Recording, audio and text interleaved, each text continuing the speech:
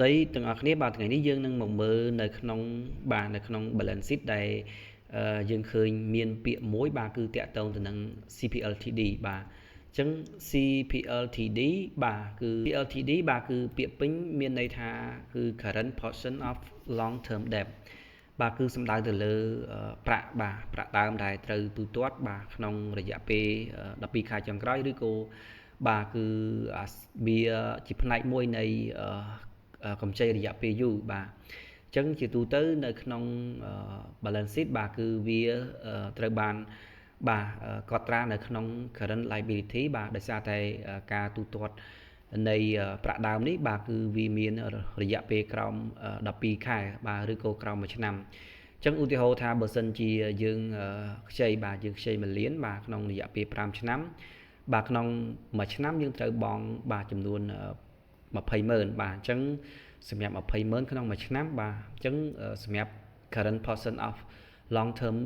debt ហ្នឹងគឺសំដៅទៅលើបាទគឺ200,000នេះឯងបាទគឺប្រាក់ដើមដែលយើងត្រូវបង់សងបាទក្នុងរយៈពេលបាទក្នុងរយៈពេលក្រោម12ខែឬក៏ក្រោម1ឆ្នាំបាទអញ្ចឹងតើជាទូទៅនៅពេលដែលយើងកលេចទៅមើលនៅក្នុង balance sheet បាទគឺបើយើងជារួមនៅក្នុង balance sheet របស់ក្រុមហ៊ុនឬក៏នៅក្នុង balance sheet របស់បាទគេហៅថាសហគ្រាសធុនតូចមធ្យមមួយចំនួនបាទគឺគាត់អត់បានកត់ត្រាទៅលើ current portion of long term debt នោះទេបាទដោយសារតែការកត់ត្រាទៅលើរបាយការណ៍ហិរញ្ញវត្ថុហ្នឹងបាទជាទូទៅយើងឃើញថាវាមិនទាន់មានលក្ខណៈជា standard ត្រឹមត្រូវ 100% បាទអញ្ចឹងដើម្បីជាការផ្នែកមួយដែលយើងអាចធ្វើការគេហៅថាយកវាមក filter បន្ថែមទៅលើការវិភាគបាទទៅលើការវិភាគផ្អែកទៅលើ current ratio បាទក៏ដូចជាផ្អែកទៅលើបាទការដែលលទ្ធភាពនៃការទូទាត់ទៅលើការបង់សងបំណុលផ្សេងបាទក្នុងរយៈពេល12ខែចុងក្រោយបាទគឺយើងត្រូវ filter ទៅលើបាទ current portion of long term debt ចូលបាទអញ្ចឹងបើសិនជាយើងអត់ filter វាចូលនោះទេបាទគឺប្រកាសណាស់គឺផ្នែកនៃ current portion of long term debt ហ្នឹងគឺវានឹងលេចរូបរាងបាទនៅពេលដែលយើងត្រូវទូទាត់បាទយើងអាចនឹងខ្វះបាទគេហៅថាខ្វះសាច់ប្រាក់ឬក៏សាច់ប្រាក់មិនគ្រប់គ្រាន់បាទនៅពេលដែលយើងអត់បានកត់ត្រាត្រឹមត្រូវសម្រាប់ការបង់សងទៅលើតាក់ទងទៅនឹងប្រាក់ដើមដែលយើងត្រូវទូទាត់ក្នុងរយៈពេល12ខែចុងក្រោយនេះអូខេអញ្ចឹងយើងនឹងទៅមើលទាំងអស់គ្នានៅពេលដែលយើងរូបមន្តដែលយើងប្រើប្រាស់ទៅលើ current ratio បាទខ្ញុំសូមប្រើប្រាស់ទៅលើ current ratio បាទគឺ current ratio ជាទូទៅបាទយើងនឹងឃើញពីភាពខុសគ្នានៅពេលដែលយើងដាក់វាចូលបាទ current ratio អូខេអញ្ចឹងយើងមាន current ratio បាទខ្ញុំសូមដាក់ពណ៌បន្តិចបាទអូខេអញ្ចឹង current ratio គឺស្មើនឹងបាទ current asset លើ current liability បាទអញ្ចឹងយើងមាន current asset បាទនេះគឺជា current asset ឧទាហរណ៍ថាខ្ញុំយកឆ្នាំបាទ2000x1 បាទគឺចែកជាមួយនឹង current liability បាទ current liability នេះបាទអូខេអញ្ចឹងបើសិនជា ratio បាទបើសិនជាយើងមើលទៅគឺបើសិនជាយើង include បាទដាក់បញ្ចូលទៅលើ current portion of long term debt ចូលបាទយើងឃើញថា3.55បាទនៅពេលដែលយើងអត់ដាក់បញ្ចូលបាទបើសិនជាយើងអត់ដាក់បញ្ចូលទៅលើ current portion of long term debt ចូលថាតើវា ratio របស់យើងគឺប្រមាណបាទអូខេអញ្ចឹងយើងដូចគ្នាបាទយើងយក current asset បាទចែកជាមួយនឹង current liability បាទអញ្ចឹងដោយឡែកបាទដោយសារតែយើងដកទៅលើ current portion of long term debt ចេញបាទអញ្ចឹងយើងដកមួយផ្នែកបាទយើងដកមួយផ្នែកចេញបាទអញ្ចឹងយើងនឹងឃើញថា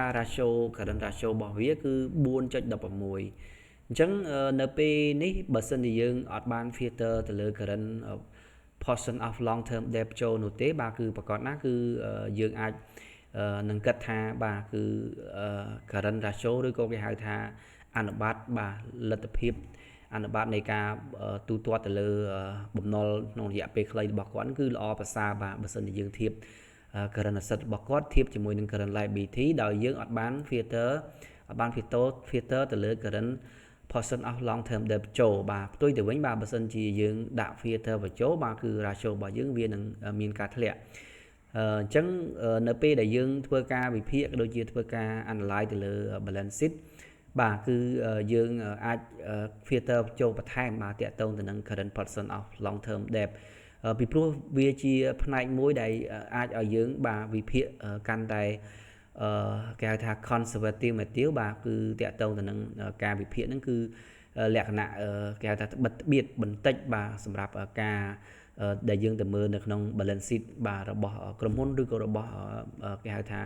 អតិថិជនមួយចំនួនដែលគាត់ធ្វើការស្នើទៅលើប្រាក់កម្ចីបាទអញ្ចឹងនៅពេលដែលយើងក៏លេខទៅមើល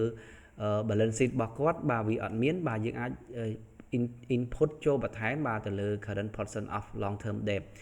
បាទអញ្ចឹងជាទូទៅបើសិនជាគាត់ប្រើប្រាស់បំណុលបាទដែលមានរយៈពេលក្រោម1ឆ្នាំបាទគឺជាការដែលយើងត្រូវទៅទូទាត់ចូលផងដែរបាទដើម្បីឲ្យការគណនា ratio របស់យើងបាទគឺកាន់តែល្អឥតខ្ចោះបាទវា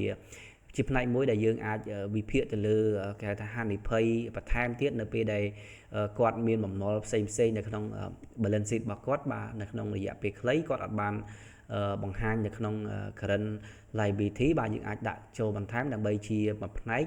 ដើម្បីឲ្យយើងធ្វើការវិភាគកាន់តែល្អប្រសើរបាទទៅលើលទ្ធភាពនៃការទូទាត់បំណុលរបស់គាត់ក្នុងរយៈពេលខ្លីបាទអញ្ចឹងនៅក្នុង balance sheet របស់ក្រុមហ៊ុនឬក៏នៅក្នុង balance sheet របស់ម្ចាស់អាជីវកម្មមួយចំនួនដែលมันមានលក្ខណៈមួយដែលគេហៅថា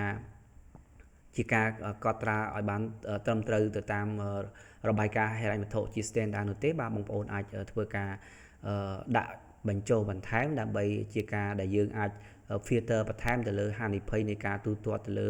បាទបំណុលរយៈពេលខ្លីឬក៏បំណុលដែលគាត់ត្រូវទូទាត់ក្នុងរយៈពេល12ខែចុងក្រោយបាទ